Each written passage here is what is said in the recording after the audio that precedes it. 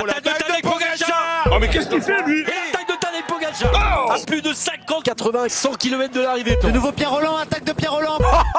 Attaque de Marlou. Aïe aïe aïe, attention Philippe, le parapluie. C'est fini.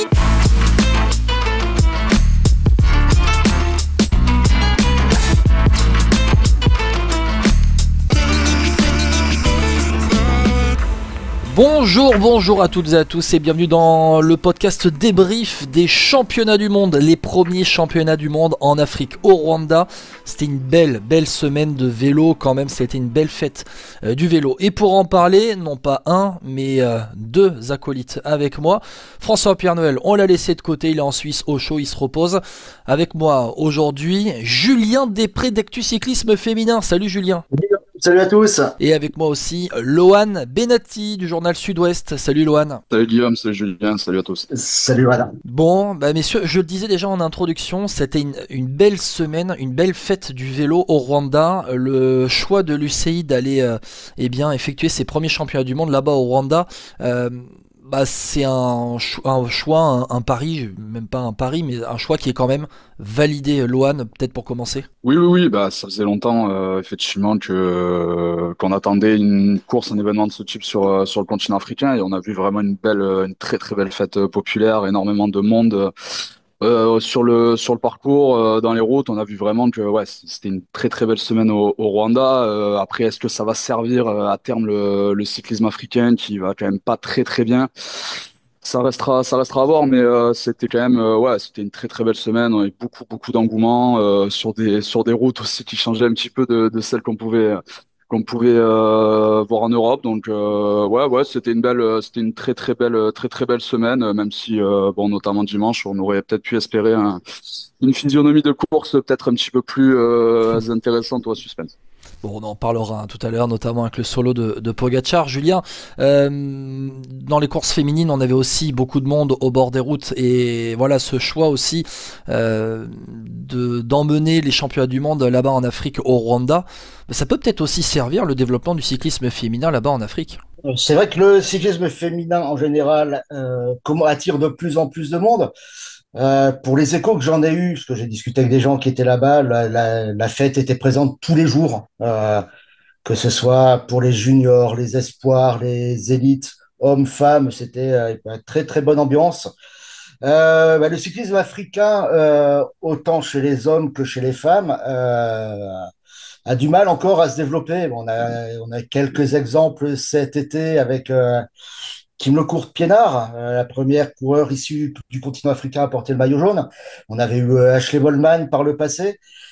Mais c'est vrai que ça peut servir le cyclisme féminin. Maintenant, espérons aussi que, vu l'engouement du cyclisme en Afrique, ce ne soit pas un seul, un one-shot, qu'ils aillent visiter aussi d'autres coins d'Afrique. Après, c'est vrai que, vu les dates du championnat du monde, en Afrique du Sud, ça pourrait être pas mal, mais bon, c'est fin hiver, début printemps, donc ça pourrait faire des belles courses avec un climat un peu différent. Ouais, complètement. Alors on connaît l'Érythrée qui est une grande terre de vélo, mais est-ce que les infrastructures là-bas sur place sont à même à recevoir un championnat du monde? Là, il y a une course qui s'appelle le Tour du Rwanda, tout simplement, avec à Kigali, le mur de Kigali, qui existe déjà, qui est une course qui est reconnue. Donc c'est pour ça aussi que l'UCI était venu là-bas au Rwanda, parce qu'il y a des courses comme ça continentales qui permettent de tester un petit peu les organisateurs et les infrastructures sur place. Donc allez, pour moi, choix validé, mais oui, il faut espérer, c'est comme l'héritage des Jeux Olympiques, il faut espérer que ce soit pas un one-shot. Oui, parce que sur l'Ardenne, Guillaume, en dehors des Érythréens, ça fait déjà quelques années qu'ils sont sur le circuit. On se rappelle de Daniel Tekle-Emanot aussi il y a 10-12 ans. Depuis, on a quand même, en dehors de peut-être l'Érythrée et de Binyam Girmay, on a quand même du mal à voir l'éclosion d'un pays, d'un coureur d'un autre pays du continent. Les Sud-Africains, on a vu Daryl Impey, on a les Sud-Africains, Luis Meintjes, mais ce sont les seuls réellement à briller au très haut niveau, quoi. Et est-ce que tu as une génération qui arrive justement derrière les Sud-Africains, les Daryl Impey ou Luis Meintjes, je sais pas, la Tropical Missa Bongo qui a disparu aussi, qui était une belle course du calendrier. Faudra voir, ouais. Bon, messieurs, on va passer sur les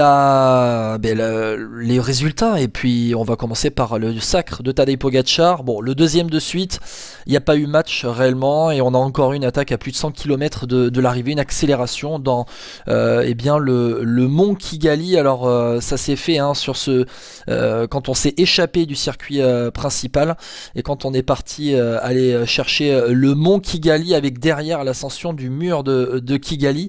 Ben voilà, ça a été dans cette montée de 6 km à 7% de moyenne que Pogačar a fait la différence, où il s'est d'abord échappé avec deux coéquipiers de la UAE, Isaac Del Toro et Juan Ayuso, avant de les lâcher un à un.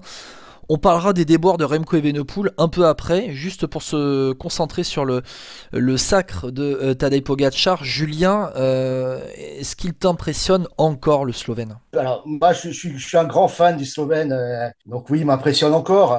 Partir comme ça, d'abord avec ses deux adversaires et coéquipiers, puis partir tout seul. Après, il était, contrairement aux autres courses où il faisait ses numéros de solo, style Strade Bianche, là, il était plus dans la gestion de son écart. J'ai vu comme il était parti, je pense il pouvait mettre beaucoup plus de temps, plus qu'une 30 à Remco Evenepoel. Il était plus dans la gestion que dans la réelle attaque. Après, ouais, il a encore ses capacités. C'est vraiment le coureur excitant à regarder. Alors, on rappelle que sur les tours de circuit, il a été de plus en plus vite. Le tour de circuit le plus rapide, ça a été le dernier, justement. Et il n'a jamais compté plus d'une minute 30 d'avance sur les poursuivants avec une poursuite qui n'a pas eu du mal à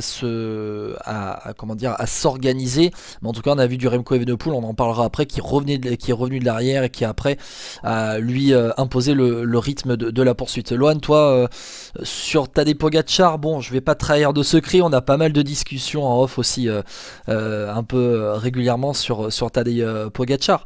C'est encore un solo de sa part. Maintenant, je crois que tu fais quand même partie de ceux qui disent bon, maintenant les solos Tadej Pogačar, c'est bon, on en a quand même assez vu, quoi. Non, on va dire qu'après sa contre-perf sur le chrono, on aurait pu penser qu'il y avait peut-être une possibilité, peut-être qu'il était pas si bien, peut-être qu'il était aussi un petit peu peut-être lassé de cette saison rallonge.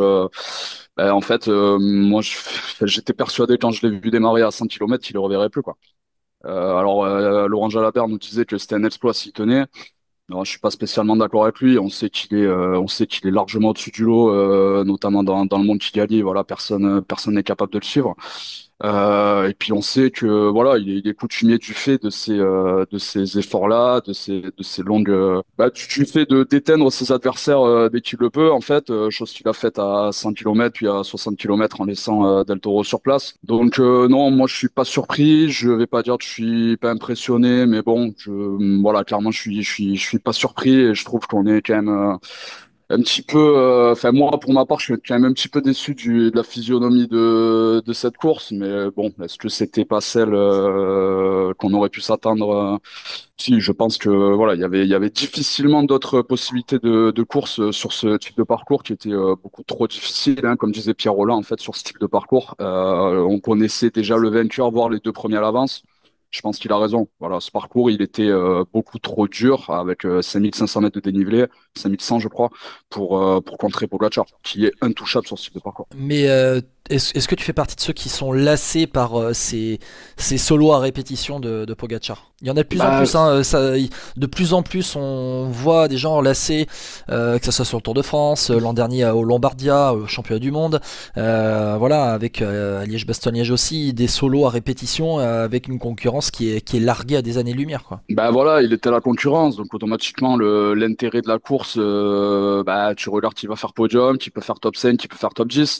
Mais tu sais, Tadej, quand il est au départ d'une course, s'il a envie d'aller la chercher, il y a 95% de chances que personne rivalise. On va parler de Remco après, effectivement, c'était peut-être le seul qui pouvait un petit peu lui mettre le doute dans son plan. Mais oui, c'est quand même un petit peu lassant. Alors on peut l'admirer comme Julien, j'entends, il y a pas de problème, mais c'est quand même un petit peu lassant et on peut quand même regretter un petit peu ce manque de rivalité en fait. En dehors de Remco qui a fait quand même une très très très belle fin de course. C'est bon après, je crois que Guillaume, toi aussi tu t'es régalé, donc c'est un avis dissonant, mais ouais, c'est moi pour ma part, je trouve ça quand même un petit peu lassant et j'espère qu'aux Europes dimanche on aura une course un petit peu plus emballante. Vas-y Julien, je te répondrai juste après Eloane par rapport à ce que tu disais. Julien, tu penses aussi que plus le parcours est dur finalement, plus on va tendre vers la victoire de Pogačar, ou en tout cas il faudrait, par exemple un championnat d'Europe, on aura un dénivelé qui sera beaucoup moindre,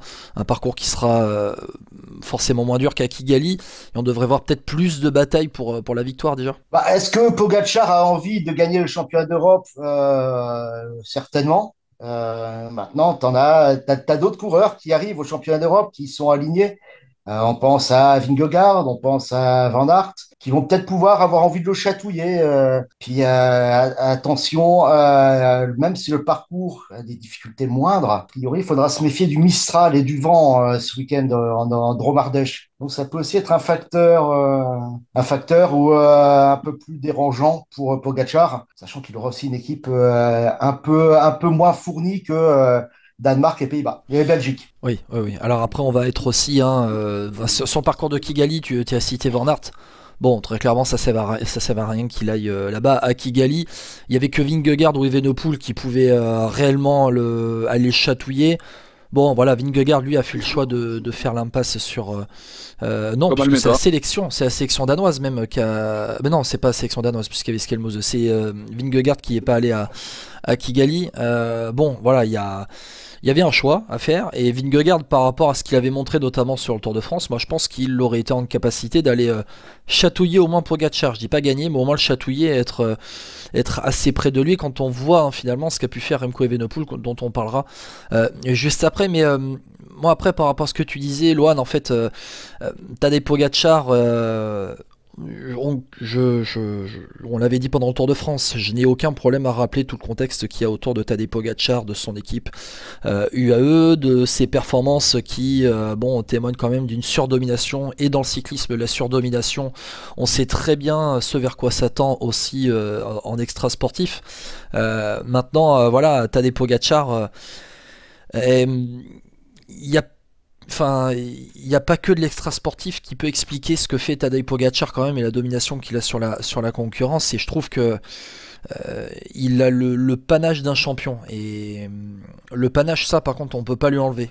Aller batailler de février à octobre, c'est quand même être en capacité d'être, c'est quand même être une personne, un coureur qui est fort sur tous les terrains. Et quand je vois que il va batailler sur les pavés de Paris-Roubaix, que derrière il gagne Liège-Bastogne-Liège, qu'il gagne le Tour de France, que au championnat du monde sur un parcours le plus dur de l'histoire il va l'emporter. Bon, voilà, et puis on voit la puissance sur les pavés qu'il a, sa capacité à tenir en longueur, c'est après 200 km qui a fait la différence sur tout le monde. Voilà, en fait il a l'habitude de courir des classiques de plus de 200 km, où au final, je regarde son temps de course, c'est 6h21, donc au-delà de 6h, au-delà de 5h, 6h, il est dans une filière où il est quand même au-dessus de tout le monde, quoi. Il n'y a que Tom Skuns, le géant Tom Skuns, qui est capable, au-delà de 6h, d'aller performer autant, mais blague à part, on est quand même là dans un drôle de coureur qui est au sommet de sa carrière, qui est un des plus grands de l'histoire. L'histoire dira plus tard si c'est la plus grande fraude de l'histoire. En tout cas, aujourd'hui, on a un des plus grands coureurs de l'histoire du vélo, et il est sous nos yeux. Et il est en train d'éteindre la concurrence. Donc voilà, je voulais en même temps... Oui, tu parles juste de Pogačar, mais c'est toute l'équipe UAE qui écrase le peloton mondial aujourd'hui. Ils sont à quasiment 90 victoires, record de HTC Road battu. On voit encore dimanche que les seuls qui sont capables de le suivre, alors sur des efforts courts, sur des courtes distances, mais c'est Ayuso et Del Toro. La preuve que cette équipe UAE, Del Toro qui a été incroyable sur les dernières courses, notamment sur les classiques italiennes, on voit que cette équipe UAE aujourd'hui n'a aucun rival. Voilà, et tous les coureurs performent, tous les coureurs gagnent ou quasiment, tous les coureurs sont au-dessus du lot. Donc voilà, ça rappelle aussi une certaine période du vélo avec des équipes ultra dominatrices. Ouais. Alors après, pour le coup, ça rappelle une certaine période du vélo. Là, chez UAE, les coureurs qui brillent, ce sont des jeunes qu'ils vont chercher très tôt, et des jeunes pépites. Donc en fait, ils mettent la main sur les pépites et les meilleurs coureurs pour les développer. avec voilà, un budget qui est illimité. Et l'équipe UAE, le budget, il est entre 80 et 100 millions d'euros, je crois, aujourd'hui. Donc c'est plus que tout le monde. Et en fait, on voit que le départ de Juan Ayuso chez Lidl Trek, qui a été officialisé, réjouit tout le monde. Bon, voilà, on en est là, quoi. On en est là, c'est-à-dire que c'est en fait dans la répartition des forces. Et si on voyait peut-être, je sais pas, un Joao Almeida aller courir, être leader dans une autre équipe, un McNulty être leader dans une autre équipe, peut-être que, voilà, je dis pas qu'il gagnerait tout, mais il y aurait déjà ces coureurs en moins pour accompagner Tadej Pogacar sur les courses. Donc, bon, voilà, ils ont un budget illimité, donc forcément derrière, ils ont les meilleurs coureurs. Et bon, tu vois, hein, quand Del Toro et Ayuso accompagnent Pogacar, bon, c'est 3 UAE, on a l'impression que c'est une sortie d'équipe de l'UAE. Julien, je te laisse le mot de la fin sur ce débat avant de passer sur Evenepoel. On parle de la domination du AE avec l'entourage un peu sulfureux. Après, des dominations sulfureuses, oui, on peut parler de l'US Postal, mais ça existait quand les plus grosses équipes pouvaient s'offrir les plus gros leaders. On en avait parlé à l'époque quand on essayait de faire un parallèle entre les recrutements d'Emi Vollering et ce qui avait existé auparavant chez les hommes. Faut pas oublier l'équipe La Vie Claire dans les années 85-86 où ils se payaient les meilleurs coureurs, dominaient le peloton et c'était moins sulfureux. Donc il y a toujours plus ou moins eu des dominations dans le peloton. Maintenant, Pogacar, personne ne sait.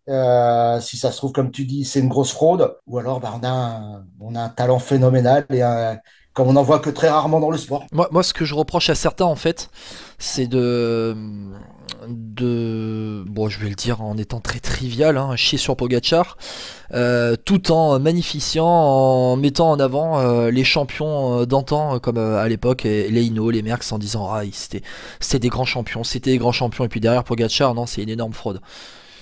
En fait, au bout d'un moment, si vous voulez, on sait, hein, l'entourage de Pogacar, Gianetti, Machine Fernandez, voilà, hein, c'est pas des gars qui étaient à l'eau pure. On se souvient, alors notamment une enquête, hein, du service d'investigation de Radio France avant le Tour de France, avant le dernier Tour de France sur Mauro Gianetti, tout ce qui s'est passé le Tour de Suisse 97 et compagnie. On a quand même frôlé la mort. Il a été dirigeant d'équipe d'une équipe de chaudière et pas seulement dans le nom, dans la marque, c'était Saunier Duval. Donc voilà, il y a quand même tout un entourage autour de Pogacar, mais ceux qui crient au loup contre Pogacar, mais qui mettent en avant les performances d'antan avec les Hinault, les Merckx et compagnie, bon, faut quand même un petit peu de cohérence. Voilà, bon, voilà, on referme la parenthèse, on a ce débat-là. En fait, on l'a tout le temps dès qu'on parle des perfs de Pogacar, mais en même temps, il y a toujours un contexte autour de Tadej Pogacar et de cette équipe UAE. Là, c'était sous le maillot de la Slovénie, et donc Tadej Pogacar qui est champion du monde pour la 2e fois de suite. Je crois d'ailleurs que c'est le premier de l'histoire, j'ai vu la stat sur Eurosport pendant le direct, c'est le premier de l'histoire à faire 2 années de suite le doublé Tour de France, championnat du monde et Liège-Bastogne-Liège, non, ça doit être ça, je crois.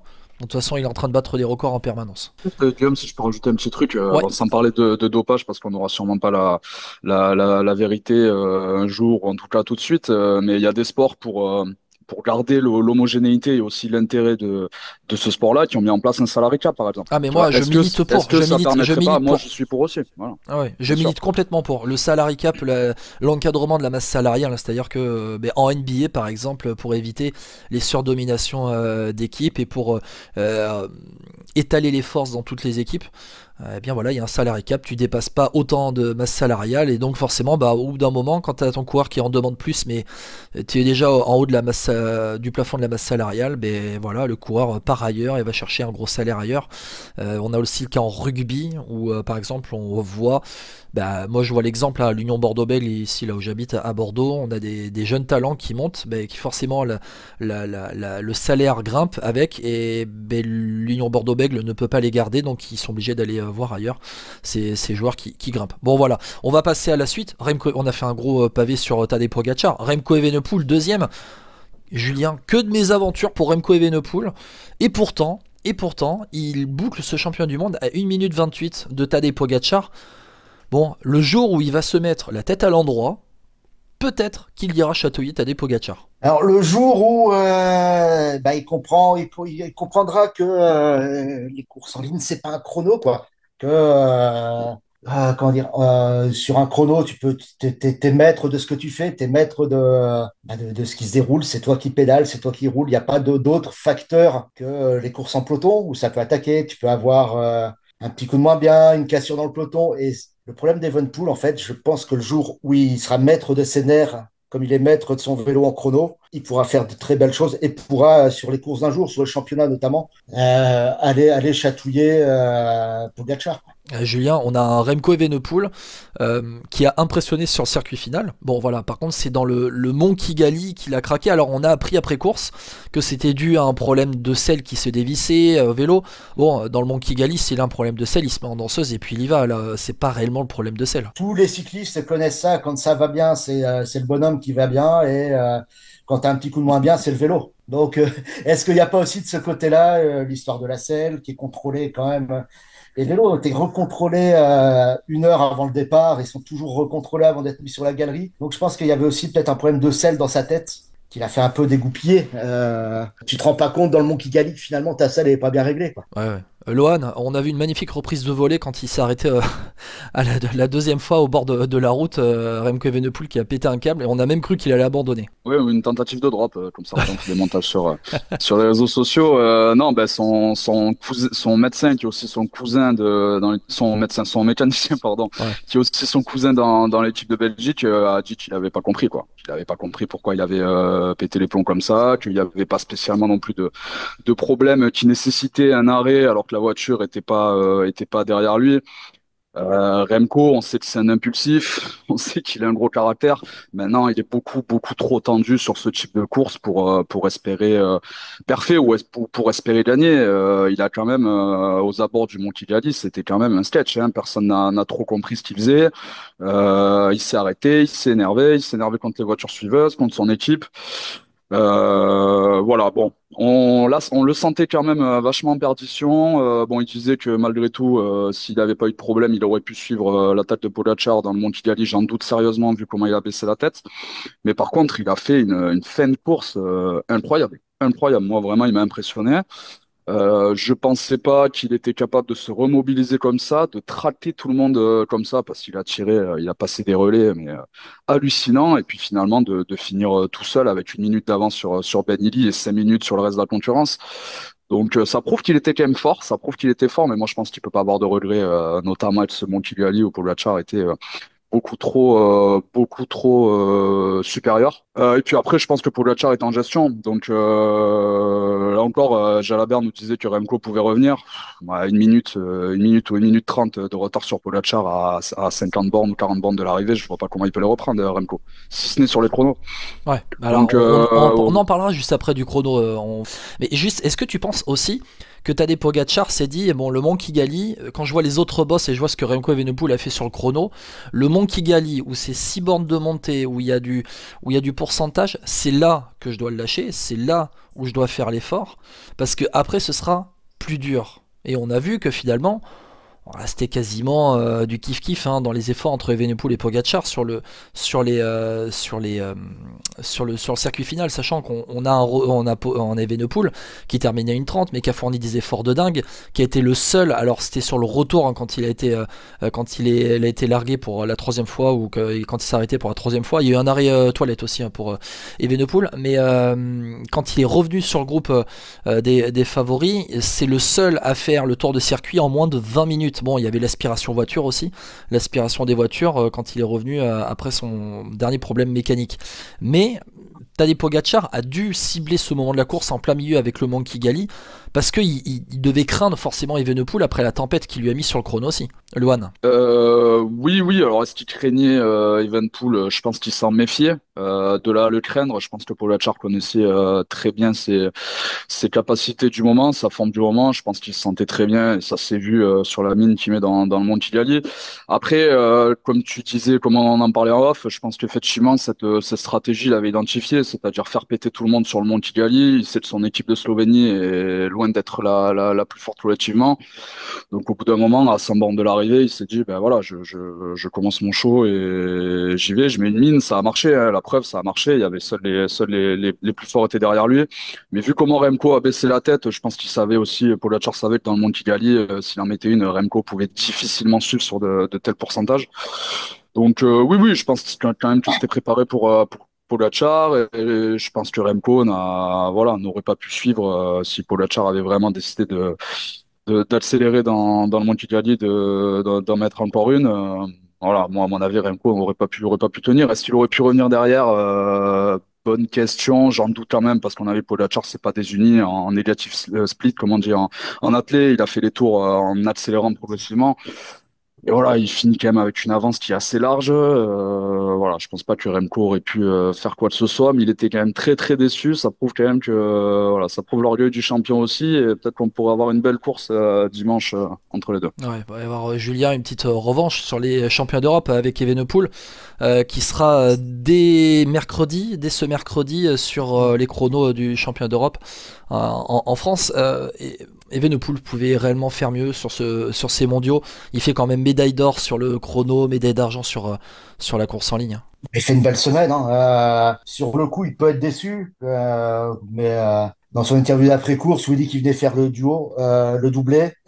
Maintenant, tu dis à n'importe quel coureur, bah, tu as fait 1 et 2 aux mondiaux. Je pense que après coup, tu es content d'avoir ces titres-là. Après, quand tu vois, pour revenir à sa course de dimanche, quand tu vois comme il sort à 20 bornes de l'arrivée, qui fait quasiment la poursuite tout seul avec les deux autres qui sont un peu plus en dedans, est-ce qu'il était peut-être pas plus fort que Pogacar sur ce circuit-là? Le Mont Kigali, on sait que l'école, au bout d'un certain moment, il a du mal dans les grands cols. Maintenant, il va être revanchard, ne serait-ce que sur le chrono. Et le parcours de Romardèche a l'air plus taillé pour lui, avec notamment le célèbre Val d'Enfer. Qui sera un vrai enfer pour les coureurs. Le Moi, contre-la-montre. ouais, Vas-y. je sais pas ce que vous en pensez, mais moi, je le vois mal quand même avoir une telle domination sur les courses en étant aussi tendu et aussi énervé, aussi stressé, quoi. Bah, après, Evenepoel, chez les jeunes, a toujours surdominé ses courses. Il arrive chez les seniors, ça devait être le crack générationnel qui devait tout gagner. Le problème, c'est qu'il tombe sur un autre crack générationnel qui s'appelle Tadej Pogacar. Donc j'ai l'impression qu'il a beaucoup de mal dès qu'il voit que ça devient difficile pour lui. Il a beaucoup de mal à l'encaisser. Moi je me souviens, le Lombardia l'année dernière où il prend une tempête par Pogacar à la sortie des championnats du monde. Il prend 3 minutes dans la vue sur du 1 contre 1. En se faisant lâcher vraiment dans la roue par Pogacar, il termine en pleurs. Alors il dit après c'était le coup de sifflet final de ma saison, il y a toute la pression qui redescendait, mais il faudrait qu'il soit peut-être moins dur envers lui-même. Remco Evenepoel, c'est ce qui fait aussi son orgueil de champion et son caractère qu'on aime bien. Mais il a 25 ans et peut-être que la suite, pour lui, la maturité, ça va être d'encaisser un petit peu mieux les périodes compliquées, quoi. Oui, bien sûr. Et puis on sait aussi que sa chute terrible autour de Lombardie, voilà, En aussi 2020, ouais. stoppé net sa progression. Donc voilà, c'est aussi à prendre en compte au vu des promesses qui laissaient espérer effectivement qu'elle était plus jeune. Julien, le contre-la-montre, Remco Evenepoel qui a écrasé tout le monde. Alors ça a été une démonstration pour donner le coup d'envoi de cette semaine de championnat du monde avec la victoire de Remco Evenepoel devant Jay Vine et Ilan Van Wilder, le Belge, qui pour aller un peu plus d'une seconde a assuré le podium devant Tadej Pogacar. On a eu l'une des images de l'année avec Pogacar qui a été doublé par Remco Evenepoel alors c'était pas la toute dernière montée, c'était la côte c'était la côte pavée de Kimi Urora, mais avant l'arrivée finale et la petite rampe. C'est une des images de l'année et Remco Evenepoel. Bon, aujourd'hui, Julien, c'est le meilleur rouleur au monde, il n'y a rien à dire. Cette remontée de Pogacar dans Kimi Roura, tout le monde espérait la revoir dimanche dans le final. Bon, on l'a pas eu, mais non, Remco Evenepoel est à aujourd'hui le meilleur rouleur du monde devant un Ghana, ce qui est déjà exceptionnel d'être un Ghana qui est quand même un rouleur de très très haut niveau. Là, on pourrait avoir un beau match cette semaine justement entre Ghana et Evenepoel. au moins pour savoir qui est le meilleur rouleur en Europe, voire au monde. Oui, mais si t'es meilleur rouleur en Europe, t'es meilleur rouleur au monde, Julien, je pense, hein. Et surtout qu'il y a une start list qui est assez dingue. On en parlera. Bon, non, je vais le dire juste après. On a du Evenepoel, Alex Segart, le petit jeune, Matthias Vacek chez les Tchèques, Cavani Armirail, on a Mats Pedersen, on a Filippo Ganna, on a Joshua Tarling avec Ethan Hayter, Joao Almeida, on a Stefan Kung et Stefan Bisseguer, on a Dan Houle, le petit Soderquist aussi chez les Suédois. Oh, franchement, c'est un contre-la-montre de championnat d'Europe et c'est limite les championnats du monde, hein. Quand tu regardes l'arrivée des championnats du monde, il n'y a que Jay Vine, il n'y a que Isaac Del Toro en non-européen qui sont avec Luc Plapp aussi dans le top 10. Ah, mais ça va être, ouais, c'est un championnat du monde et on aurait. C'est une cycliste qui fait rêver hein, chez les hommes sur un chrono. Ça pourrait faire aussi une belle affiche pour le chrono des nations aux herbiers, mais bon, c'est pas pour tout de suite. Mais c'est vrai que ça peut être, ça va être beau à regarder. On va pas se mentir, ça va être peut-être le chrono de l'année. Ouais. Julien, Remco Evenepoel, meilleur coureur au monde actuellement, il n'y a rien à dire. Quand tu vois l'avance, hein, il est parti avec 2 minutes 30. Il est parti 2 minutes 30 après Tadej Pogacar, il a réussi à le doubler, une des images de l'année, je le disais. Aujourd'hui, c'est le meilleur rouleur au monde, mais on commence à se poser des questions. Est-ce que c'est le meilleur rouleur de l'histoire? Bon, moi je dis que non pour l'instant. Toi, t'en dis quoi? Pour l'instant, je dirais que non également. Ouais. Pour moi, il n'a pas encore le niveau d'un Fabien Cancellara, qui est pour moi l'archétype même du rouleur. Après, il faut s'il enfile encore un ou deux titres mondiaux, voire un titre olympique, puis là, on pourra dire que c'est le GOAT all-time du chrono. Lohan? Oui, je pense qu'à 25 ans, c'est peut-être un tout petit peu prématuré de lui donner ce titre. Je rajouterais aussi Tony Martin, hein, entre Cancellara et Tony Martin. C'est vrai que dans les années 2000-2010, on a eu quand même eu de sacrés rouleurs hein, qui étaient sans rivaux. Ouais, pour moi, c'est encore un petit peu tôt. Ce qui est clair, c'est que oui, c'est clairement le meilleur rouleur du monde. Je pense qu'on aura l'occasion peut-être de le voir demain mercredi. On enregistre ce mardi, hein, le podcast. Oui. Ouais, la question, et tu le disais très justement, c'est que comment va-t-il récupérer? On sait que c'est peut-être le petit problème de Remco, c'est la récupération, l'enchaînement des efforts, des courses. Donc comment va-t-il récupérer en sachant qu'il a eu que 2 jours vraiment pour couper et qui veut courir sur tous les tableaux. Donc est-ce qu'il le payera pas à la fin de cette semaine? On verra bien. Après, c'est que 24 km. Voilà, c'est un chrono qui reste quand même assez accessible. La petite bosse à la fin, hein, je pense où il pourrait faire la différence. Mais Ghana, à mon avis, il a fait de ce chrono un objectif. Il s'y prépare depuis longuement. Il est frais. Donc ouais, donc Remco qui bat Ghana quand même mercredi, ça serait quand même une belle surprise. Hein. Ouais. Une belle surprise parce que voilà, ça prouverait et ça confirmerait définitivement sa domination sur les contre-la-montre. Je rappelle aussi que dans le palmarès des champions du monde de chrono, alors on a eu des rouleurs qui étaient incroyables dans le passé. On a eu les Indurain, on a eu les Hinault, on a eu les Anquetil, on a eu les Merckx. Mais les champions du monde de chrono n'existent que depuis 1994. Donc voilà, avec Indurain qui avait gagné un titre en 95, c'était Chris Boardman, hein, le premier à remporter le titre en chrono en 94. Le premier rouleur qui a dominé, qui a remporté plusieurs titres de suite, c'était Michael Rogers au milieu des années 2000. Puis ensuite est venu Fabien Cancellara avec 4 titres en 5 ans entre 2006 et 2010. Tony Martin avec 3 titres de suite en suivant après Cancellara 2011, 2012, 2013, qui a remporté aussi en 2016 son dernier titre. Est arrivé Juan Dennis qui en a remporté 2 de suite. On disait l'hégémonie de Juan Dennis, mais est arrivé Filippo Ganna, on se disait l'hégémonie de Filippo Ganna. Le problème c'est que Ganna il a remporté 2020, 2021 et qu'en 2023 et 2024 Ganna il a été battu à chaque fois par Evenepoel, et Ganna qui n'était pas sur ses championnats du monde au Rwanda. Donc Evenepoel avec 3 titres, il n'est pas encore recordman hein, puisqu'il y a Tony Martin et Fabien Cancellara en recordman de victoire. S'il gagne l'année prochaine, qu'il remporte un 4ème titre, on rappelle qu'il est aussi champion olympique hein, du contre-la-montre. Il remporte tous les chronos, même sur le tour. Donc voilà, il est au-dessus de tout le monde. Mais encore 1 ou 2 titres pour dire que c'est le meilleur rouleur du monde, de l'histoire aussi. Moi je ne le place pas sur le sommet du podium des rouleurs de l'histoire. En fait, il y a les Anquetil et compagnie qui étaient incroyables dans le passé. Maintenant, j'entends les arguments de certains qui disent Aujourd'hui, il est tellement en osmose avec sa machine qu'il a une position parfaite, que c'est le rouleur all-time vis-à-vis de sa position et de tout ça. En fait, c'est progrès technologique, hein, forcément. On est au fur et à mesure des années, les progrès au niveau des machines et au niveau des positions aérodynamiques sont de plus en plus poussés. Donc forcément, on est à un moment où, au niveau des positions, au niveau des machines, on est au sommet de la montagne et on va forcément grimper de plus en plus dans les prochaines années. Donc voilà, pour Remco Evenepoel, qui va être, on le rappelle, au départ des championnats d'Europe au niveau du chrono mercredi et de la course en ligne dimanche. T'avais Il une fait stat, tout. Guillaume. T'avais une Comment? stat sur les chronos s'il gagne mercredi.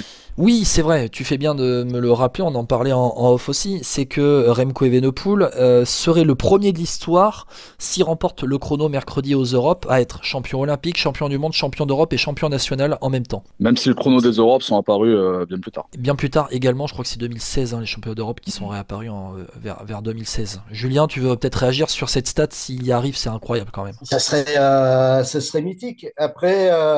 Après, c'est vrai ce que tu rappelles aussi, le titre européen du chrono chez les élites, c'est tout récent. Donc là, ça laisse aussi peu de place aux autres de réaliser cette perf. Tout comme le chrono individuel au JO, c'est 96 de Oui. mémoire. Donc ça laisse peu de place à l'histoire. Mais s'il réussit, c'est quand même exceptionnel, quoi. Messieurs, on va passer à la concurrence avec. On a parlé de Pogacar et Evenepoel.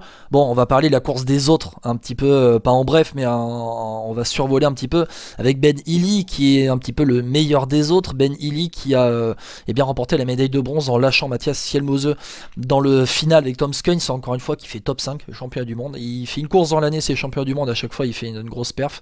Ciccone qui avait tout fait bien pour préparer ses mondiaux 6ème, Del Toro quand même 7ème devant Ayuso 8, et la surprise, Afonso Elalio, le portugais 9ème, qui est un petit jeune qui grimpe, hein, Elalio. Tom Pidcock qui est sorti de la Vuelta, il a fait podium à la Vuelta, et il fait 10ème à 9 minutes, hein, 10ème à 9 minutes. Premier français, Paul Sexas, 13ème, alors là moi je m'incline.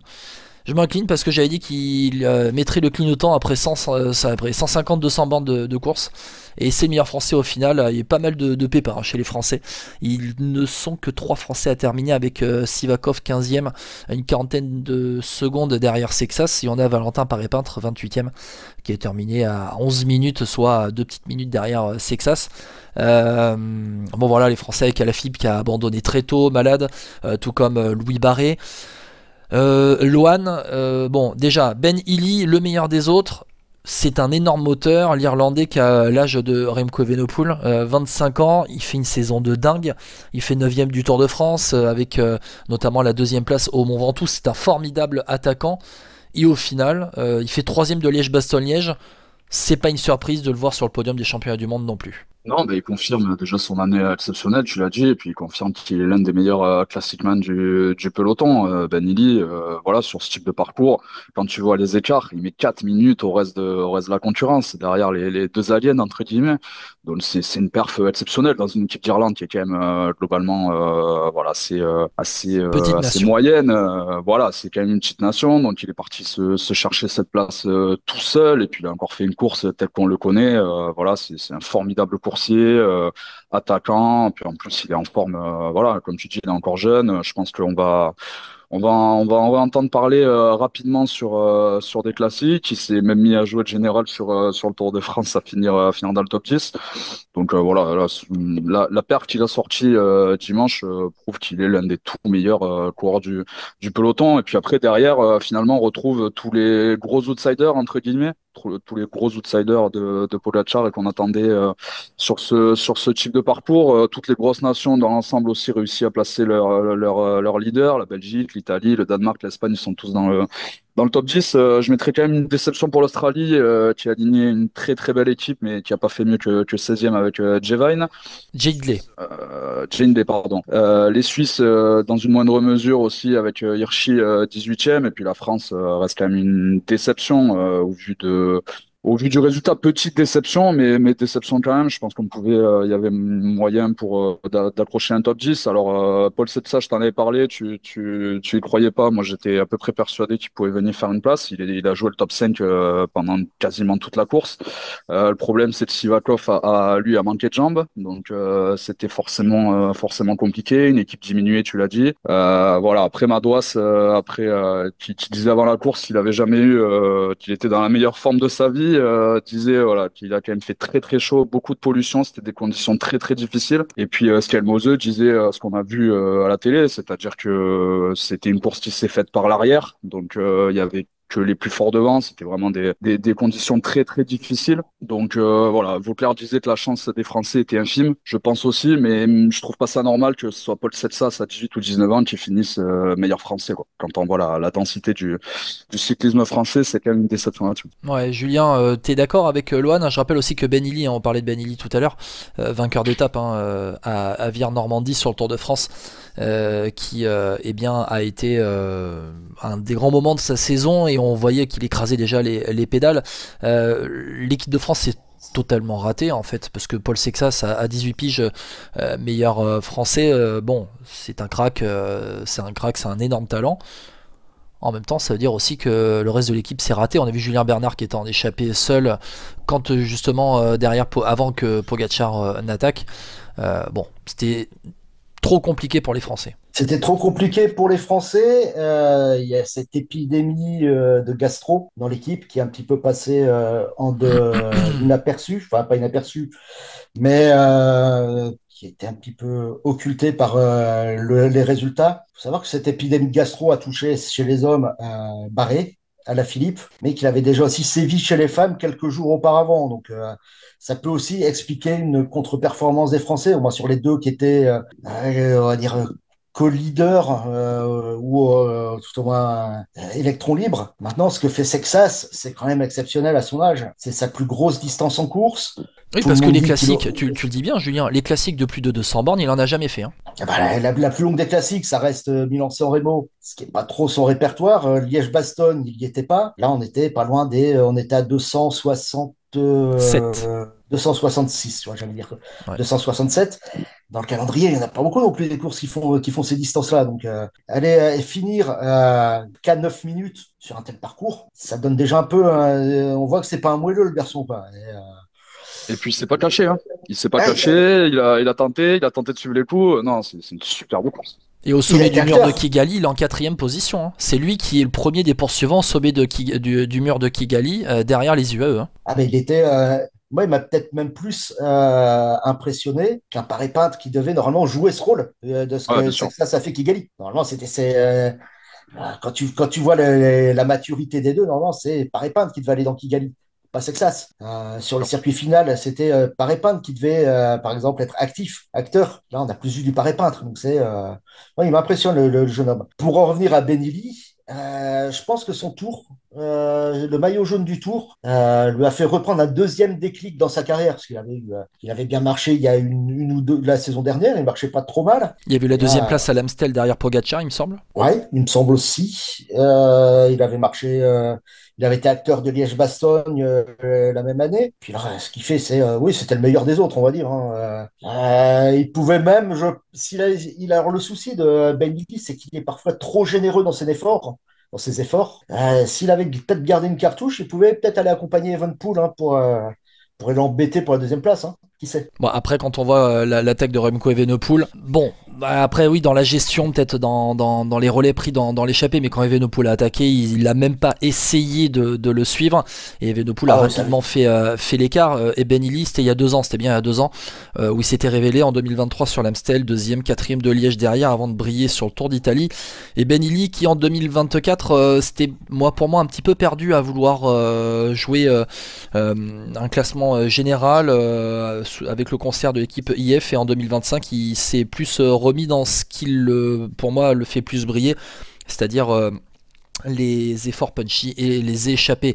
On a parlé de la course homme, on va quand même parler des femmes parce que on a une championne du monde, une toute nouvelle championne du monde. Alors là, Julien, va quand même falloir que tu nous en parles, parce que ce n'est pas lui faire offense que de dire que Magdeleine Vallière, la toute nouvelle championne du monde, la canadienne, elle est inconnue au bataillon, qu'elle a remporté ce championnat du monde à la pédale, tout simplement. Elle a fait 18ème du dernier Tour de France. Elle a 24 ans et elle l'emporte devant Nive Fischer-Black et Mavi Garcia. Donc là, ça s'est joué en moins d'une minute. Elise Chabet de la FDJ Suez, la Suissesse, au pied du podium, 4ème. Ryan Marcus, 5ème, la néerlandaise. Et pour aller chercher les premières favorites, c'est à plus d'une 30 avec Demi Vollering, Kim Lecourt, notamment Marlène Reusser, Kasia Neviadoma. Première française, Juliette Labousse, à quelques secondes derrière. Pauline Ferrand-Prévot qui termine une 50 à 16ème place. Mais Magdeleine Vallière, la canadienne, eh ben personne la connaissait, pratiquement. En tout cas, faut être vraiment spécialiste et c'est pour ça que tu vas nous en parler parce que tu es spécialiste. Ouais, Lohan, peut-être avant que Julien. Non, je sais personne la connaît sauf Julien. Eh ben exactement. Eh ben, écoute, Magdeleine Vallière, faut savoir que ça aussi, c'est une stat qui n'a pas été énoncée dans le développement du cyclisme hors Europe. Magdeleine Vallière, elle est sortie quand même du centre de Aigle. Elle a été recrutée avant de passer chez IF, elle était au centre de Aigle, centre qui est fait pour détecter justement pour amener les petits pays au niveau élite. Et ben, elle continue, elle fait une belle petite progression. Cette petite Magdeleine Vallière, elle bosse beaucoup pour les autres, ce qui a été reconnu d'ailleurs encore par ses coéquipières de IF et notamment Cédric Carbaol qui était en larmes après l'arrivée, peut-être plus en larmes pour Magdeleine Vallière que pour la performance de l'équipe de France, la performance compliquée on va dire. Mais dans le sport, on dit dis-moi qui tu as battu pour savoir quelle championne tu es. Sa première victoire à Magdeleine Vallière, c'est un trophée au Palma, sur le Tour de Palma, donc après une bosse assez sévère. Se permettre d'aligner Ashley Mollman, des Erika Magnaldi, des Mavi Garcia, ça classait déjà la jeune fille, quoi. Et Magdeleine Vallière, cette saison, notamment dans ses résultats, en fait, c'est là où c'est une énorme surprise parce que dans ses résultats, elle fait pas d'énormes résultats. Elle a brillé sur le Tour de France quand même en étant régulière. Elle fait 13e au sommet du col de la Madeleine. Elle fait 8e à l'étape d'Ambert sur le Tour de France qui avait été remportée par Maëva Skiban, l'une des étapes remportées par Skiban devant Juliette Labousse, mais elle termine dans le peloton avec Kim Lecourt, avec Vollering, avec PFP. Donc elle était avec les meilleurs sur les parcours vallonnés. Elle termine un peu en retrait au classement général, mais sur sa saison, bon, elle fait 30e au Tour d'Espagne, 30e au Tour de Suisse, elle fait 65e à Liège, bon, alors en étant équipière, mais elle fait 14e à la Flèche, 12e à la Flèche Brabranson, elle fait 20e à Milan-San Remo, où à chaque fois elle est équipière alors de Noémie Rugg ou de Cédric Kerbaol, mais raconte-nous un petit peu aussi cette course, parce que comment une surprise, une coureuse qui est habituellement équipière de ses leaders chez IF en vient à devenir championne du monde? Je suppose que toi, Lohan et toi avez regardé la course. Moi, j'en reste convaincu que j'ai rien compris à cette course. C'était un peu du grand n'importe quoi. Dans le final, tu vois le groupe de 10 dans les 2 derniers tours. Tu dis, OK, ça va servir d'appui pour une éventuelle attaque. Tu avais toutes les nations représentées. Tu avais Malcotti, tu dis, elle va servir d'appui pour Longo Borghini. Tu avais Marcus, tu dis, elle est là en appui pour Vollering. Pareil pour Musique avec PFP. Et derrière, ça s'enterre. Ça m'a fait penser à une des premières courses de la saison, l'Omloop et Newsblad, avec la grosse échappée qui prend 12 minutes et derrière personne s'organise. Il se réveille dans le final, mais trop tard, quoi. Mais t'avais l'impression de voir une course, c'est pas leur faire offense que dire ça, mais de minime cadette, quoi. Tout le monde court sur tout le monde. Dès qu'il y a un coup qui part, tout le monde va le chercher. Et ben, en fait, les plus malines, c'était celles qui ont pris un coup d'avance à 3 tours de l'arrivée, quoi. Et Vallière était la plus forte de ce groupe. Et pourtant, il y avait des noms dans cette échappée. Ah ben, t'avais Niam Fischer-Black, t'avais Ryan Marcus, t'avais Mavi Garcia, t'avais Evita Music. Notamment, tu avais Antonia Niedermayer, quand même des coureurs qui ont déjà un petit palmarès, ça c'est qui a un petit palmarès, ouais, qui m'a permis un peu de m'énerver sur Laurent Jalabert en disant que personne ne savait gagner dans le groupe. Je pense qu'il n'avait pas lu les palmarès, mais bon, ça c'est autre chose. Non, il y avait des beaux noms. Il y avait des beaux noms.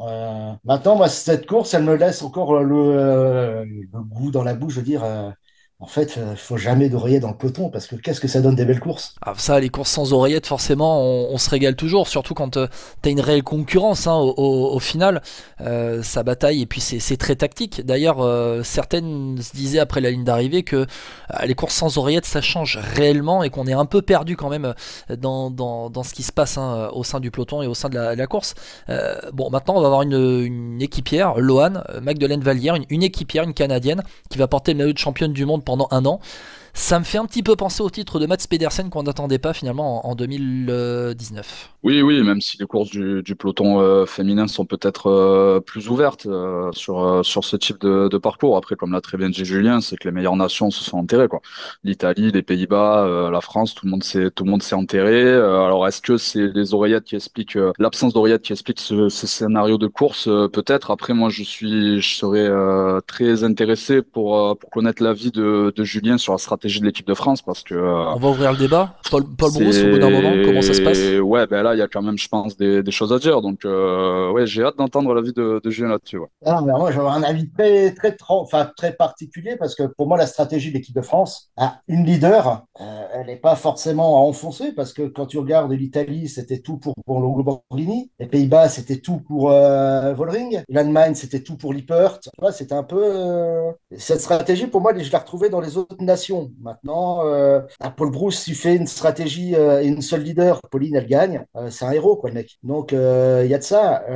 Il faut pas acheter tout de Paul Brousse. Hein. Paul Brousse, c'est aussi celui qui a sélectionné, qui sélectionne les 3 filles qui font médaille d'argent au relais mixte la semaine dernière. C'est lui qui sélectionne les 3 filles qui font championne d'Europe aux Pays-Bas, c'est qui font la même année vice-championne du monde du relais mixte aussi. Donc, Ouais, mais Julien, briller sur un chrono, au final, bon, tu choisis les bonnes coureuses sur le chrono, elles appuient sur les pédales et puis terminé. Bon, je grossis le trait forcément et assez volontairement. Mais là, sur une tactique de course en ligne, quand t'as à la fois la Bousse, quand t'as Evita Music, quand t'as Cédrine Kerbaol, quand t'as Pauline Ferrand-Prévot, désolé de faire 13e avec la Bousse, 16e avec PFP, 26e avec Evita Music et 31e avec Kerbaol, bah c'est pas normal. Et puis, pour te rejoindre, Guillaume, on a vu dans les déclats d'après-course des Françaises que, voilà, il y a l'air d'avoir beaucoup de stratégies. Elles ne se comprenaient pas. Voilà, des déclats de course un petit peu étonnants quand même. Juliette Labou dit clairement qu'il y a eu un manque de communication pendant la course, d'où cet aspect oreillette déjà. Tu vois que si elles se parlent pas en réel, par oreillette interposée, elles ont du mal à se parler en réel. Bon, ça, c'est un point. Maintenant, je pense que Paul Brousse a essayé de mettre en place une stratégie un peu comme fait la FDJ avec Vollering, avec Juliette Labou qui est la fois son pilote dans les bosses, avec une Kerbaol qui doit attaquer ce qu'il sait faire de mieux. Après, est-ce que le fait que Skiban, qui était malade, être prise dans cette épidémie de gastro, ça enlève aussi une carte qui pouvait aussi aller provoquer les coups. Après, la stratégie à une seule leader, c'est pas forcément ce qu'il y avait de mieux. Regarde l'exemple frappant, c'est le Canada qui avait 2 leaders avec une Vallière qui avait été nommée comme co-leader avec Olivia Baril. Baril n'était pas bien, c'est Vallière qui reprend le flambeau, bien emmené par une super coéquipière, Alison Jackson. Oui, Alison Jackson. Ouais, l'ancienne Est-ce vainqueur que de Julien, Paris-Roubaix. Vas-y. c'est pas Pauline Ferrand-Prévot qui, voilà, elle a dit je manquais de puissance, je manquais de jambes. Est-ce qu'elle aurait pas pu, par exemple, dire à Juliette Labrousse, bah, joue ta carte, tu vois, comme ça a pu se voir avec les U23, qui ont fait une magnifique course d'équipe à 3 coureuses. C'était du tableau noir, les 23. Mais est-ce que Juliette aussi avait encore les jambes après le boulot qu'elle avait fait d'emmener le peloton, d'essayer de ramener, de placer Pauline et compagnie? Est-ce qu'elle n'avait pas aussi grillé quelques cartouches qui fait que elle pouvait pas aller non plus si Pauline lui avait dit, quoi? Et après, bon, on va faire la transition, tu en parlais. Alors juste avant, dire que ça a été un enterrement, on en a parlé hein, dans ce débat sur la course féminine, c'était un enterrement en règle de toutes les favorites, entre elles, quand tu vois qu'au final, les vraies favorites hein, de cette course, c'est terminé une 34 avec Vollering, Kim Lecourt, Reusser, Kasiane, Viadoma. Bon, voilà, hein, au final, elles se sont enterrées bien comme il faut. Juste, Bah, après, ouais, moi, pour moi, il y avait une favorite qui a vraiment. Alors, les autres favorites n'ont pas assumé leur statut non plus, à se courir dessus. à faire courir ses équipières. Regarde, à 4 tours de l'arrivée, Longo Borghini, elle a plus d'équipière, quoi. Et qu'elle a fait rouler en disant je suis leader unique. Elle se retrouve toute seule.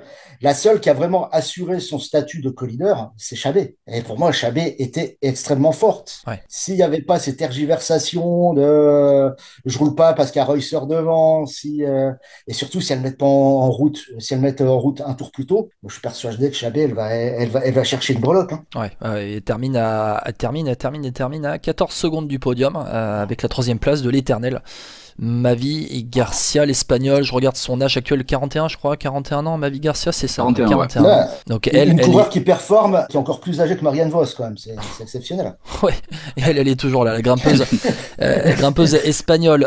Mais tu en parlais un petit peu, on en parlait il y a quelques secondes. Le titre chez les U23, on va parler des titres chez les jeunes. Allez, en bref, mais on va commencer forcément par le titre de Célia Géry chez les U23, qui a été la plus forte et qui eh bien s'impose. Célia Géry sur la course espoir féminine. Elle devient la toute première championne du monde espoir chez les femmes.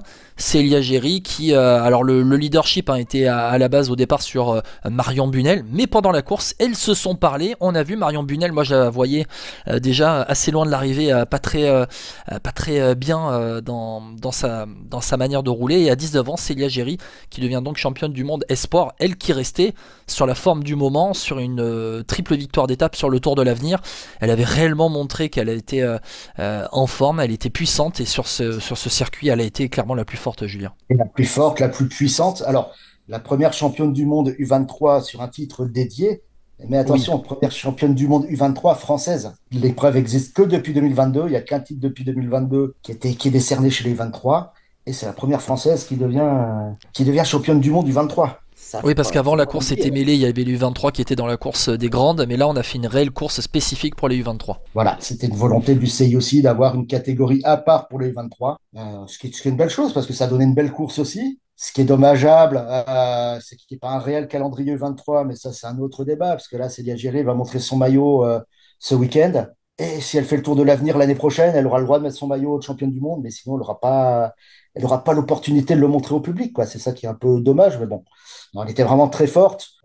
Puis elle savait ce qu'elle faisait, elle savait très bien manœuvrer, Victoria Schladonova, qui, attention à elle, peut aussi devenir une très très grande. Maintenant, Célia Géry, sur quel domaine on peut la voir? Moi, elle est un peu plus trapue, mais pourquoi pas un style de coureuse à la Puck Peterson. Ouais, moi je la vois bien sur les parcours punchy, hein, Célia Géry. Peut-être un peu trop puissante pour la montagne et la haute montagne par rapport à une Marion Bunel.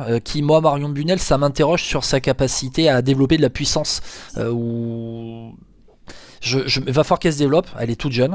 Mais si elle gagne pas en puissance, à mon avis, ça sera un peu compliqué pour elle dans la suite de sa carrière, parce qu'on voit que dès qu'il faut développer de la puissance, on l'a vu notamment sur les pavés, elle était en difficulté par rapport à la Canadienne Holmgren qui avait remporté le Tour de l'Avenir, qui termine 6ème juste derrière elle sur ses mondiaux espoirs. Où Holmgren, elle développe énormément de puissance et elle a assumé quasiment elle toute seule le poids de la course, notamment la Canadienne. Tu parlais de Schladonova, la Slovaque, qui fait 2ème, et Paola Blasi, l'Espagnole, qui fait 3ème. Lohan, peut-être un mot rapide sur le titre de Célia Géry si tu veux. Oui, comme disait Julien, c'est une masterclass tactique de la part des Françaises. Je te trouve peut-être un petit peu sévère sur Marion Bunel, qui peut-être n'avait pas les jambes incroyables, mais qui a fait, je pense, une magnifique course. Elle finit finalement 5ème. Elle aide superbement Célia Géry à aller décrocher ce titre-là. Sans sacrifice de Marion Bunel, il n'y a pas le titre de Célia Géry peut-être. Voilà, je crois qu'elle a l'intelligence aussi pendant la course de sentir qu'elle est pas bien et de dire à Célia Géry de faire sa course. Donc non, quand on compare avec la tactique de l'équipe de France senior, c'est clair que voilà, elles auraient dû s'en inspirer, et c'est une magnifique course de la part du collectif français. Ouais. Avec chez les Français, il y avait eu la veille la médaille dans le relais mixte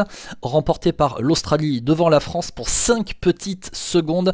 Les Français avec Carbaol, Labous, Maeva Skiban, Armirail, Sexas et Sivakov. Donc première médaille aussi dans les championnats du monde chez les grands pour Paul Sexas à 18 piges dans le relais mixte, et la troisième place pour les Suisses, avec malheureusement des problèmes pour Marlène Reusser dans la partie femme du contre-la-montre qui leur coûte le titre, hein, tout simplement, pour les Suisses, parce que Marlène Reusser, ça a aussi été la meilleure rouleuse de ces championnats du monde, puisque la Suissesse, elle remporte le chrono en début de semaine de course devant Anna van der Breggen et Demi Vollering.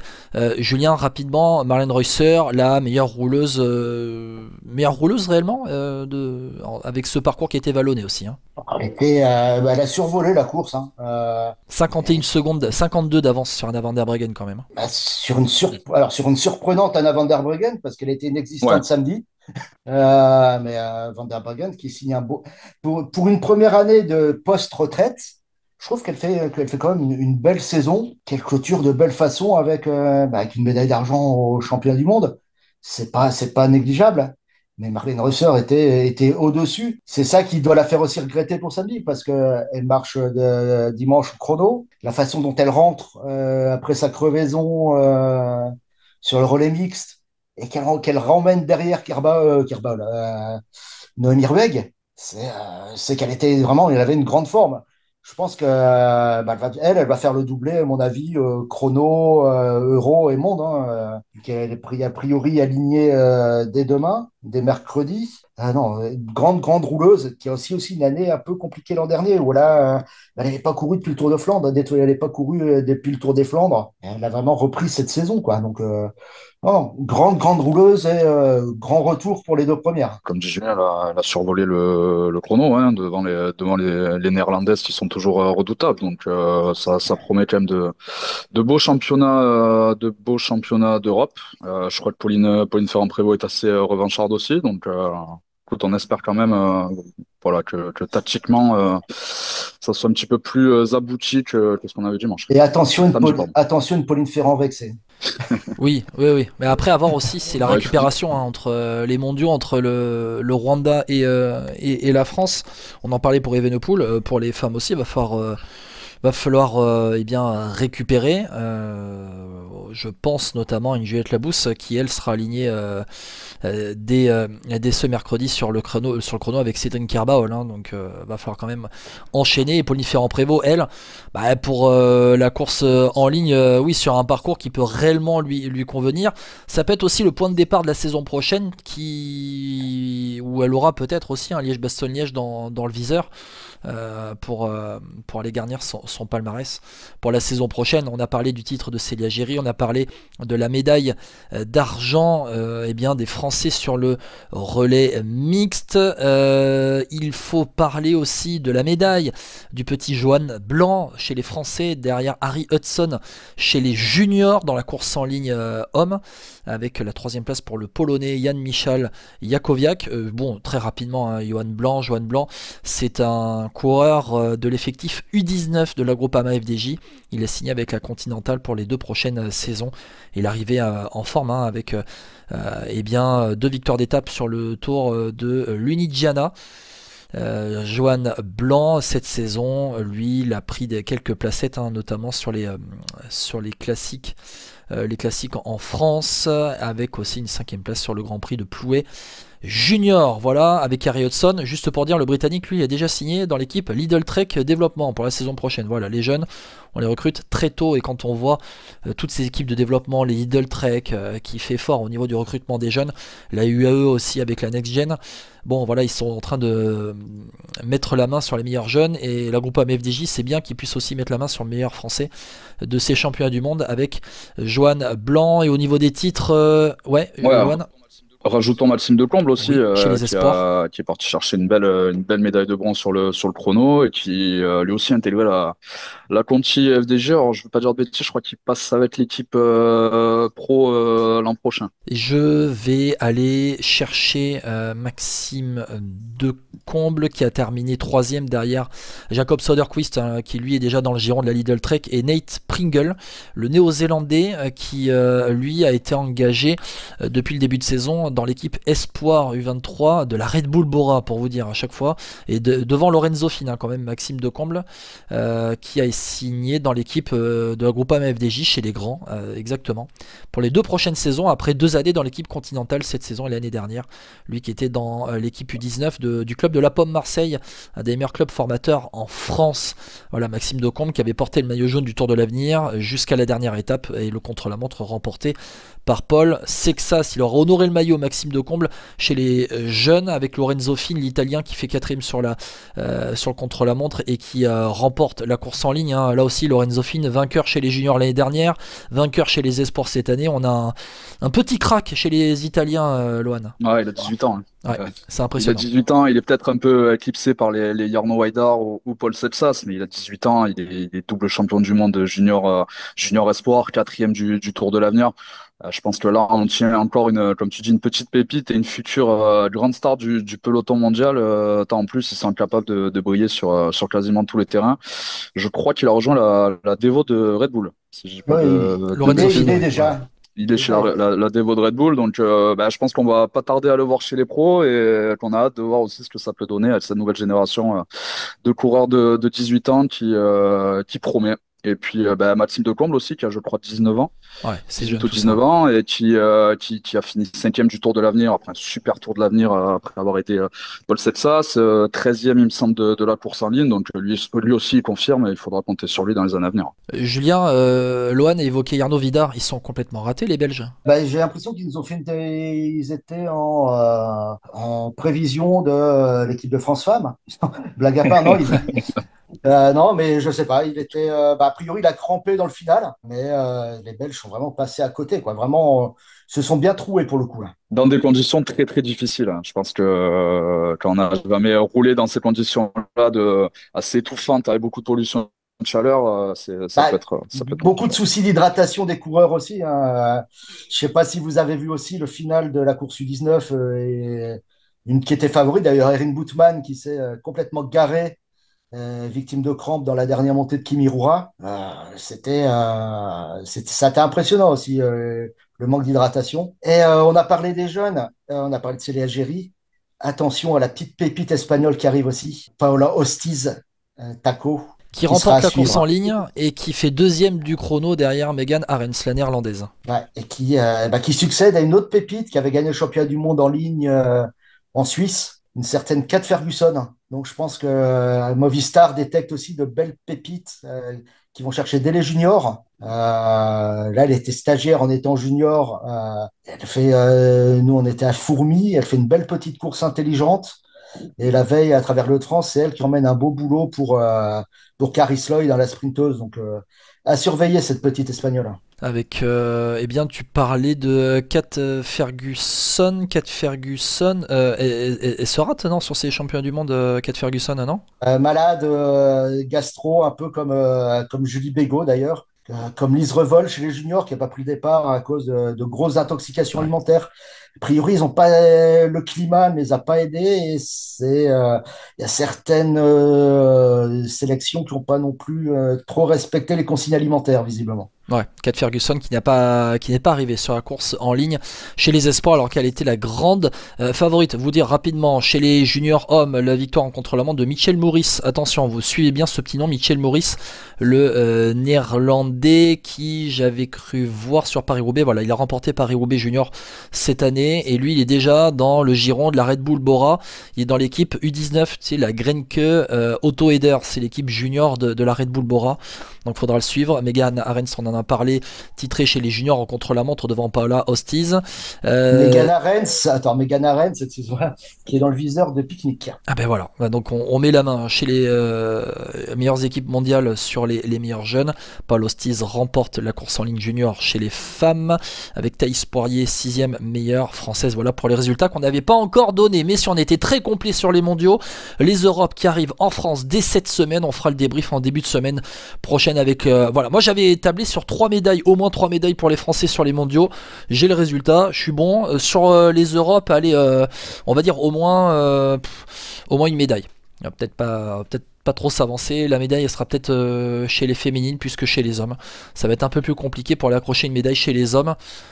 On va bien voir, peut-être que Paul Sexas, messieurs, va aller nous chercher une médaille sur la course en ligne. Ouais, moi je pense quand même que Romain Grégoire sera le leader désigné. Après, Paul Setsas c'est tellement repousse tellement les limites voilà qu'on pourra attendre de lui que honnêtement oui il est capable de tout. Surtout que le Val d'Enfer, je lui en avais parlé, c'est quand même difficile. C'est cet enchaînement de côtes dont la dernière à 1 km 5 de l'arrivée. Donc sur des pourcentages à 10%, oui bien sûr Paul Setsas peut créer la surprise. Tu as le nombre de kilomètres? Je vais te le chercher tout de suite. Je vais te le chercher tout de suite sur la course en ligne. Il me faudrait la course en ligne. Je vais te le chercher, vas-y. On est sur 200 quelques kilomètres. Oui, voilà, donc il y a quand même une bonne partie en moins par rapport à dimanche, sur un parcours plus ouvert. Donc ouais, Paul Setsas, moi je pense quand même que Romain Grégoire, qui a montré aussi en fin de saison qu'il était en forme, je pense qu'il a une vraie carte à jouer. Est-ce que l'équipe de France devrait pas tenter du coup une course de mouvement, tu vois, pour essayer de 200 km, de contrer un petit peu les plus gros collectifs, 200 km, donc ça change quand même pas mal de choses. Rien qu'en termes de dénivelé, t'as aussi 2000 mètres de dénivelé en moins, donc ça change quand même beaucoup de choses sur les capacités de Paul Setsas sur ce type de course. Mais est-ce que les Français du coup devraient pas tenter une course de mouvement au vu de l'équipe qui pourrait être alignée avec pas mal d'attaquants punchers? Voilà, parce que bon, ça va quand même être très compliqué de contrer les Danois qui vont présenter une très très grosse équipe avec notamment Vingegaard et Pedersen. Donc, écoute, on peut espérer une placette pour les Français. Le podium, ça serait quand même un bel exploit, mais une placette, ça serait tout à fait envisageable dans les 5 ou dans les 10. Ce qui est sûr, c'est qu'il faut faire mieux de cette 13e place chez les hommes et encore plus chez les femmes. Et Julien, t'y crois? Je pense que Grégoire va être à son aise. Il a déjà gagné en plus par là-bas, il me semble, cette année. Classique Dromardèche par là-bas? Ouais, il me semble. Il n'y a pas eu un imbroglio où il gagne plus, il gagne à cause d'un changement de direction. Oui. Il remporte la Faune d'Ardèche classique où il bénéficie d'un... D'ailleurs, c'est pas Juan Ayuso qui se fait avoir dans le final. Il me semble que c'est Juan Ayuso qui se fait avoir dans le final. Il est à 2 avec Juan Ayuso et Juan Ayuso prend la mauvaise dérivation et c'est Grégoire qui l'emporte en solitaire. Donc c'est un genre de circuit qu'il connaît déjà. Donc Romain Grégoire, après sur les femmes, Bunel sera pas sur les U23, elle sera sur les élites. Donc, mais sur un effort punchy comme ça, pourquoi pas une Pauline Ferrand-Prévot, une Evita Musique en grande forme, si elle bosse, si elle a le droit d'avoir sa propre carte, pourquoi pas? Maintenant, il faudra voir tout ça. Une Célia Géry chez les U23, pourquoi pas faire un doublé, vu qu'elle est aussi à la maison, voir comment elle aura récupéré. Toi, tu parles une médaille sur toutes les courses, Guillaume? Au moins une médaille, sur toutes les courses. J'en voyais 3 sur toutes les courses aux mondiaux. Là, dans les Europes, je rabaisse mon... Allez, peut-être 2, 2 max. Moi, j'allais dire 3 max. Faut pas oublier le relais mixte. Oui, c'est vrai, il y a le relais mixte. C'est vrai, j'ai oublié. J'ai oublié le relais mixte. Mais au moins 2 médailles. Allez, au moins 2 médailles. Donc, tu auras au moins 2 médailles et tu auras peut-être une surprise chez les juniors avec la petite Poirier. Ouais, Thaïs Poirier. Qui est plus une puncheuse qu'une réelle grimpeuse comme il fallait sur les championnats du monde. Donc, allez, je mets un petit étoile selon les conditions. Attention à Zoé Billon sur le chrono. Allez, on enregistre. Merci beaucoup, messieurs. Merci beaucoup. Julien Després d'Actu Cyclisme Féminin, Lohan Benati du journal Sud-Ouest. Merci beaucoup d'avoir été avec moi. Merci de nous accueillir. Ravi d'être de retour sur Vélo Podcast. Mais oui, avec grand plaisir. Merci Lohan, à toi aussi. Avec plaisir, merci à toi Guillaume, merci Julien et puis à très vite. Merci Lohan, très vite. Et puis on va suivre ces championnats d'Europe en France. Ça débute ce mercredi avec les chronos. On débriefera en début de semaine prochaine la dernière ligne droite, ça y est, de cette saison avec le Tour de Lombardie qui arrivera dès le week-end suivant pour clôturer cette saison. Il y aura aussi Paris Tour. Bon bref, on a encore quelques courses à analyser. Un grand merci à toutes et à tous d'être encore fidèles à Vélo Podcast, de continuer de nous permettre d'avoir des chiffres encore assez sympas. Un grand merci à toutes et à tous. On rappelle Vélo Podcast disponible sur YouTube et les plateformes Deezer, Apple Podcast, Spotify notamment. À toutes et à tous, je vous souhaite une bonne semaine d'Europe et à très bientôt pour le débrief. Ciao. Ciao.